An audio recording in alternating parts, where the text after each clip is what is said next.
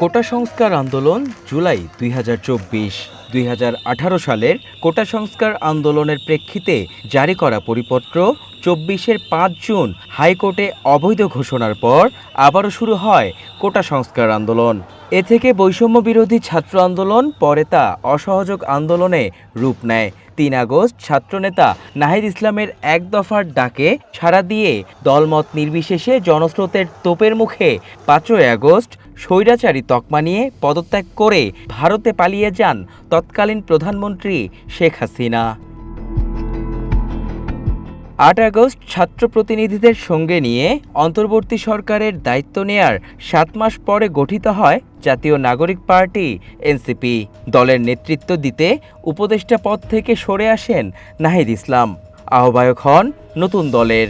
নতুন বাংলাদেশ ও রাজনৈতিক বন্দোবস্ত, বিচার ও সংস্কার বাস্তবায়নের লক্ষ্যে রাজপথে নামে তরুণ নেতারা। যদি চাও টেস্ট, স্বাদ টমেটো সসই বেস্ট। গণ অভ্যুত্থানের চেতনা ধারণ করে সরকার গঠনের লক্ষ্যে রাজপথে নেমে কিছু নেতাকর্মীদের বিতর্কিত কাজে দলটির জনসমর্থনে ভাটা পড়ে।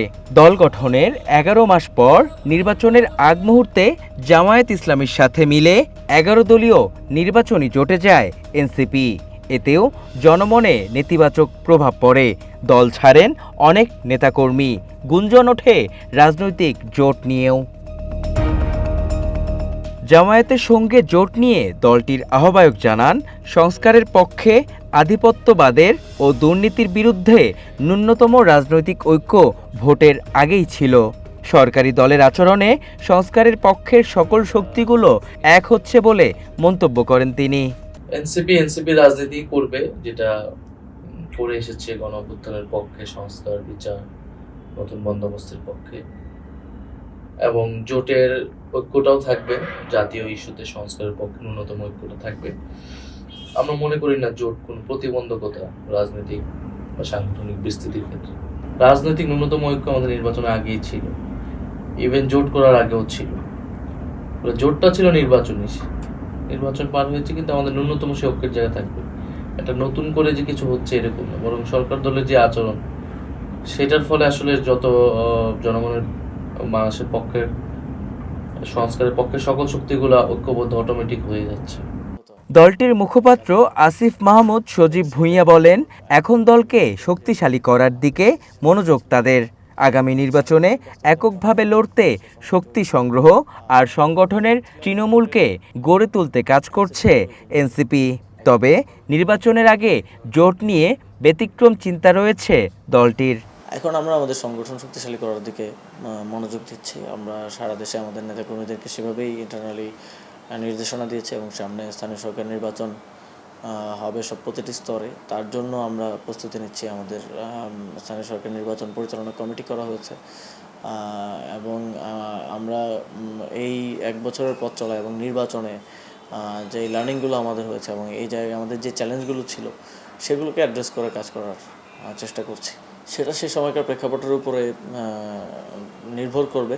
তবে আমরা অবশ্যই চাইব এককভাবে নির্বাচনটা করার, এবং তার জন্য যথেষ্ট শক্তি সঞ্চয় করা, যথেষ্ট সাংগঠনিক শক্তি অর্জন করা, এবং তার জন্য প্রান্তিক পর্যায়ে নিজেদের সংগঠন গড়ে তোলা। এবং বাংলাদেশের মানুষ যারা আমাদেরকে এত পরিমাণে ভোট দিয়েছে, সমর্থন দিয়েছে, আমরা বিশ্বাস করি যে তাদের মধ্য থেকে নেতৃত্ব উঠে আসবে। এবং জোটের অংশ হয়ে 12 ফেব্রুয়ারি নির্বাচনে শাপলাকলি প্রতীকে 6 আসনে জয়ী হয়েছে দলটি।